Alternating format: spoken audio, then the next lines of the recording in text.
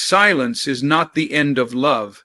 It's the beginning of understanding, and sometimes the quiet between two hearts is the loudest cry for a second chance. Pause, look around, let it sink in. When someone pulls away, our natural reaction is to chase after them. It's human instinct. We fear losing what matters most. But the truth is, chasing someone who has stepped back often pushes them even further away. Respecting the space isn't about giving up or letting go completely. It's about recognizing that silence and distance can create the environment where true reflection happens.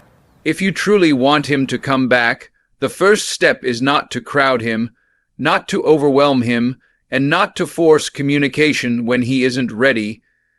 Space allows breathing room, and breathing room creates clarity. Think about it this way. When a song plays non-stop, you start to tune it out. But when the music stops, the silence makes you long for the sound again. Relationships work the same way. If he is used to hearing your voice every hour, seeing your texts flood his phone, or feeling your constant presence, he may take you for granted. By pulling back and respecting the silence, you give him a chance to notice the absence. And absence, when paired with true emotional connection, makes the heart recognize what it's missing. Silence, instead of weakening your bond, can actually make him appreciate it more deeply. Respecting the space also means resisting the urge to control the narrative. It's easy to think that if you just explain yourself one more time, send one more heartfelt message, or remind him of all your good memories, he will suddenly understand. But the opposite is true. Words can get drowned in emotion, and sometimes they only create more confusion. By allowing silence to exist, you show strength, patience, and wisdom. You communicate something powerful without saying a word. I know my worth, and I trust that what's meant for me will return. That confidence is magnetic, and it quietly shifts the energy back in your favor. Another crucial part of respecting space is trusting the process. This is not about playing games or manipulating feelings. It's about understanding that every person needs time to sort through their own emotions. He may be facing his own doubts, pressures, or personal challenges that have nothing to do with you directly. If you keep pressing during that time, he may see you as part of the pressure he's trying to escape. But when you step back gracefully, you show him that you are not an obstacle in his journey. You are someone who allows him freedom. Ironically, that freedom makes it easier for him to choose to return. Respecting space also gives you a gift, time to shift your focus inward. Instead of waiting by the phone or replaying every moment in your mind, you can use this silence to reflect on your own needs and desires. Ask yourself, what do I really want in a relationship? What do I need to feel fulfilled? Who am I outside of this connection? These questions are not meant to push him away, but to strengthen your sense of self. When he does come back, he won't be returning to someone desperate for attention. He'll be drawn to someone grounded, centered, and whole. Finally, respecting space builds an invisible bridge of trust. When you don't chase, don't force, and don't panic in the silence, you show him that you believe in the strength of the connection. That quiet confidence plants a seed in his mind. She doesn't need me to validate her worth. She chooses me, but she doesn't depend on me. And that thought alone can shift everything. Men are naturally drawn to women who are both loving and independent, who want them but don't need them. By respecting the space, you create the perfect balance that draws him back in. Not because you begged, but because he realized he doesn't want to lose you. When silence enters a relationship, it's easy to make the mistake of putting all of your energy into him, into wondering what he's doing, who he's with, and why he pulled away. But the truth is, the silence is an invitation to turn inward. Instead of asking, "How do I get him back?" the better question becomes, "How do I get myself back?" Because the strongest magnet you can ever create is not manipulation, not begging, and not pleading. It's wholeness. A healed, centered version of you is more powerful than any words you could ever say. Healing yourself first doesn't mean you stop loving him. It means you learn to love yourself enough to stand tall even in his absence. Healing starts with facing your emotions rather than running from them. Too often, people distract themselves when a relationship hits silence. They scroll endlessly on social media, binge, watch shows, or bury themselves in work, pretending they are fine. But healing requires honesty. It means admitting the pain, sitting with the loneliness, and acknowledging the hurt. When you allow yourself to feel instead of suppress, you release the heavy energy that would otherwise hold you back. You transform silence from something that breaks you into something that builds you. By facing the storm head on, you come out stronger, clearer, and more prepared for whatever comes next, whether it's him returning or you discovering a new path entirely. Part of healing yourself is also reconnecting with the parts of you that may have been lost in the relationship. Sometimes, without realizing it, people give so much of themselves to love that they forget who they are outside of it. Ask yourself, what hobbies did I abandon? What passions did I neglect? What dreams did I put on pause? Silence is not only his time to think. It's your time to rediscover yourself. Go back to painting, writing, reading, or traveling. Go to the gym, take that class, or call the friends you drifted away from. The more you pour into yourself, the more alive you become, and that energy radiates outward in a way that draws people, especially him, closer. Healing also involves rebuilding your confidence. When someone pulls away, self-doubt often creeps in. You might start to wonder, am I not enough? Did I do something wrong? These thoughts are natural, but they are dangerous if left unchecked. Confidence doesn't come from someone choosing you. It comes from choosing yourself daily. Look in the mirror and remind yourself of your worth. Write affirmations. Dress up even if you have nowhere to go. Exercise, eat well, and care for your body because it deserves love, not punishment. Confidence is magnetic, and when he sees that you shine with or without him, he will be drawn back not out of pity, but out of pure admiration. Another powerful layer of healing is emotional balance. Many relationships break down not because love disappears, but because one or both people become emotionally unstable in the connection.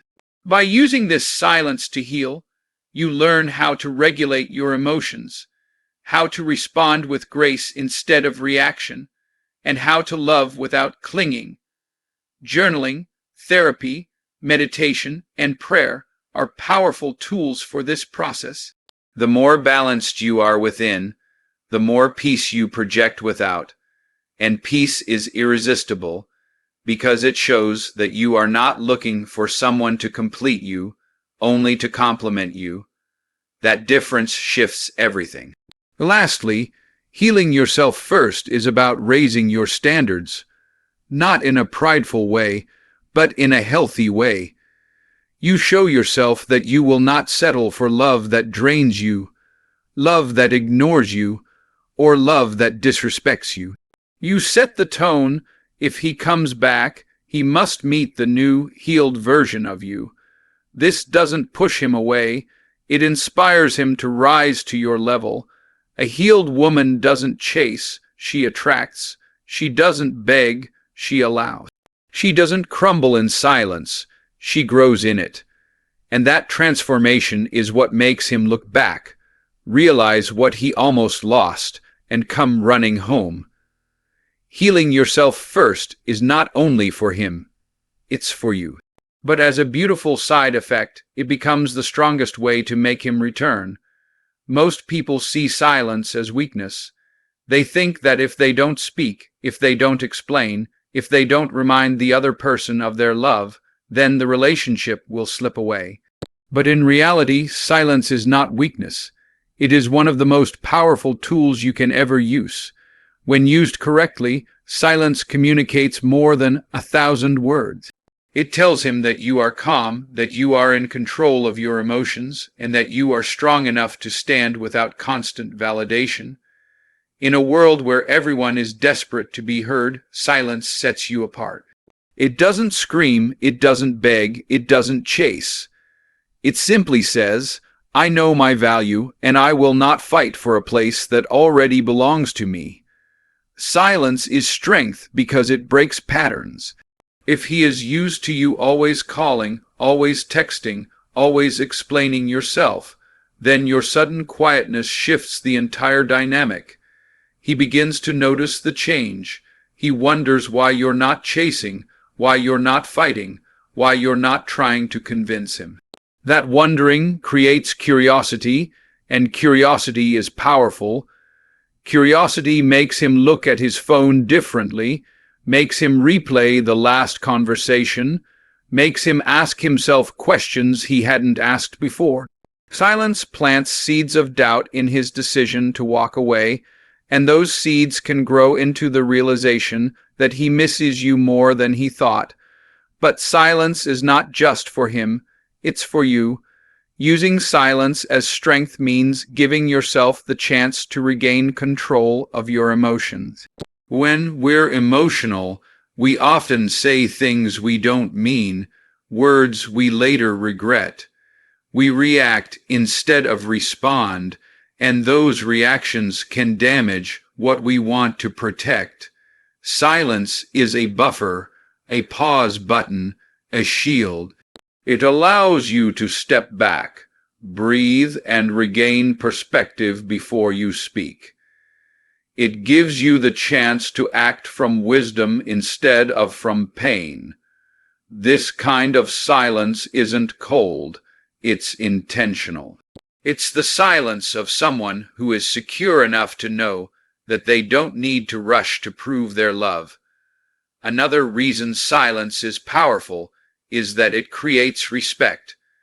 When you don't argue endlessly, when you don't force yourself into someone's attention, you show discipline. You show that you are not controlled by desperation, and respect is the foundation of attraction. He may not admit it out loud, but silence commands a quiet respect. He sees that you're not like everyone else, that you can love without clinging, care without controlling, and stand firm without collapsing. That respect, over time, translates into renewed desire, because deep down, everyone wants a partner who is strong enough to hold their own. Using silence as strength also teaches him the reality of loss. If you keep reaching out, he never has the chance to truly feel what it's like without you. He takes your presence for granted because it's always there. But when you step into silence, he begins to feel the emptiness. He notices the missing good morning texts, the missing laughter, the missing presence that once filled his days. At first, he might try to ignore it, but over time, the weight of silence becomes louder than any words you could ever speak. That's when realization hits him that losing you is not something he wants to risk. Finally, silence as strength is about reclaiming your power. It's about understanding that you do not need to fight for love that is meant for you. If he truly cares, he will come back. If he doesn't, your silence will protect you from wasting energy on someone who was never truly yours. Either way, silence works in your favor. It sharpens your dignity, deepens your self-respect, and raises your value in his eyes. When you master silence, you stop being the one who waits, and you become the one who chooses. That shift in power is what makes him realize that he has to come back, not because you demanded it, but because your strength left him no other choice. One of the most powerful forces in human attraction is mystery. At the beginning of any relationship, mystery is what pulls people closer. He doesn't know everything about you yet. Your thoughts, your habits, your story. Every conversation feels like a discovery. Every moment feels new. Over time, however, that mystery often fades. Familiarity takes over. He starts to assume he knows what you're thinking, what you're feeling, what you're going to say before you even say it. That's when interest begins to decline, not because love has died, but because curiosity has. Reigniting mystery is about reminding him that he doesn't know you as well as he thought, and that there are still layers to you waiting to be uncovered. Mystery is created not by manipulation, but by living fully. When you stop explaining every detail of your day, when you stop constantly updating him on what you're doing, you leave space for questions. That space is where curiosity grows. If you're always available, always predictable, always within reach, he feels no urgency. But when you step back, invest in your own life, and keep some parts of yourself private, he begins to wonder. He starts to ask, what is she doing? Who is she becoming? Why doesn't she need to share everything with me anymore? That wondering is powerful. It draws him back into your orbit without you having to chase him. Reigniting mystery also means embracing change. If he thinks he knows you completely, surprise him by evolving. Pick up a new hobby, change your look, learn a new skill, or take on a new challenge. Growth is attractive because it shows that you're not stuck in place, that you are constantly becoming. When he sees you living fully, doing things you never did before, it disrupts his assumptions. He realizes that you are not a closed book. You're an ongoing story, and stories that keep unfolding are stories people want to keep reading. By becoming unpredictable in positive, authentic ways, you reignite his desire to learn more about you all over again. But mystery is not just about what you do, it's also about what you don't do. Oversharing is one of the fastest ways to kill intrigue. If you tell him everything, if you pour out every thought and every feeling, he has nothing left to wonder about. But when you choose your words carefully, when you allow pauses in conversations, when you let some questions hang in the air without immediate answers, you create depth. You make him lean in. You make him want to dig deeper. Mystery is not about hiding who you are. It's about revealing yourself slowly, intentionally, in a way that makes him crave more. Another key element of mystery is independence. When you stop centering your entire world around him and start prioritizing yourself, you shift the energy. Instead of him feeling like you're orbiting around his life, he begins to feel the pull to orbit around yours. Independence makes him curious because it shows him that you are not waiting for him. You are moving forward with or without him. That subtle shift makes him chase because deep down, people value what they have to work for. If he feels like he could lose you to your own growth, your own dreams, your own expansion, he will be drawn back, not out of fear, but out of fascination. Finally, mystery keeps attraction alive long after the silence ends. If he comes back to the same version of you that he left, the cycle will repeat. But if he comes back to someone who has grown, someone who is glowing with independence, someone who surprises him with her strength and her depth, he will realize that you are not the same person he walked away from.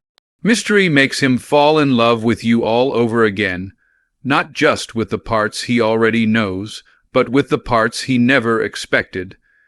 And that rediscovery, that sense of wonder, is what makes him not only return, but stay. Words are powerful, but they can also be empty. Anyone can say, "I'll change," or I'll be different, or I still love you.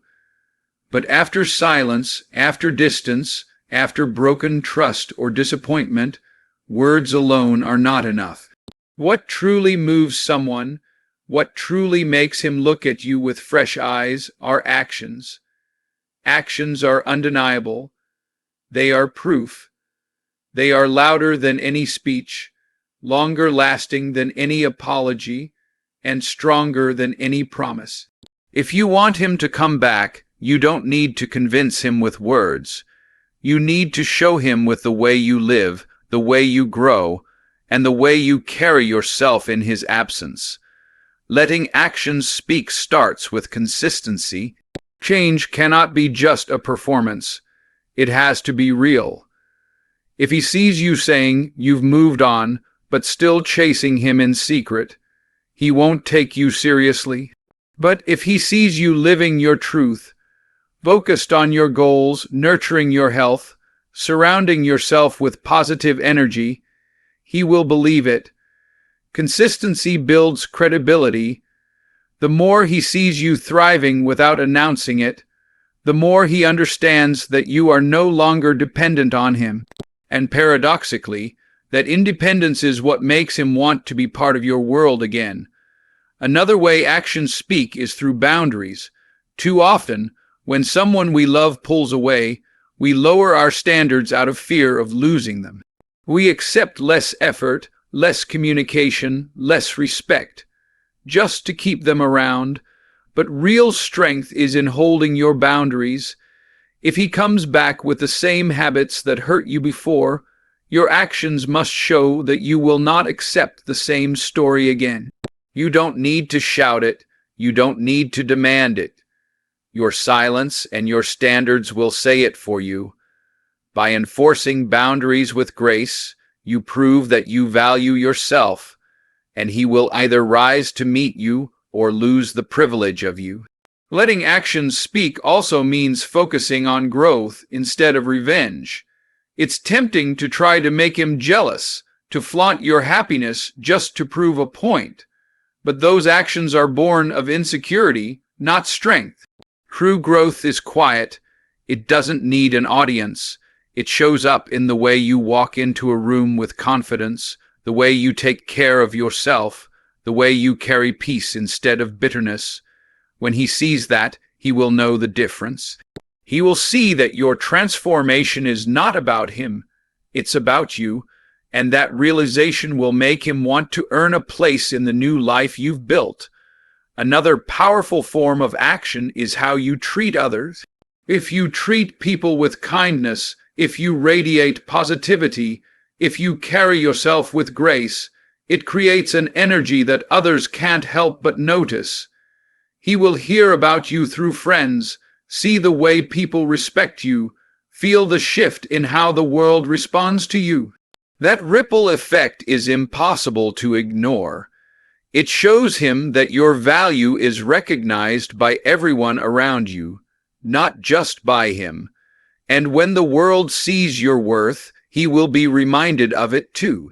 Actions don't just speak to him directly. They echo through the way others view you, magnifying your presence even in your silence. Finally, letting actions speak is about living in such a way that if he looks back, he realizes that your life didn't stop when he left, it expanded. He sees that you didn't crumble, you didn't chase, you didn't lose yourself. Instead, you used the silence as fuel for transformation, and that silent, steady growth will do what words never could. It will make him reflect. It will make him regret. And most importantly, it will make him return, not because you asked, but because your actions reminded him of the truth, that losing you was never an option. Wanting him to come back is one thing, but giving him a reason to come back is another. The truth is, people don't return to situations that feel the same as when they left. If he walked away once, there was something missing, something unbalanced, something that made him feel the need for distance. If nothing changes, he has no motivation to return. But if he looks back and sees growth, sees change, sees a version of you that is stronger, wiser, and more radiant, then coming back becomes irresistible. Giving him a reason to return means transforming the silence into a season of renewal, not only for the relationship, but for yourself. The first reason you must give him is transformation. Not fake transformation for the sake of appearances, but genuine inner growth. If he left you when you were anxious, clingy, or reactive, he should return to someone calmer, more balanced, and more secure. If he left when you were dependent on him for happiness, he should return to someone who has found joy in her own life. Transformation tells him, "You may have left, but I didn't stay the same."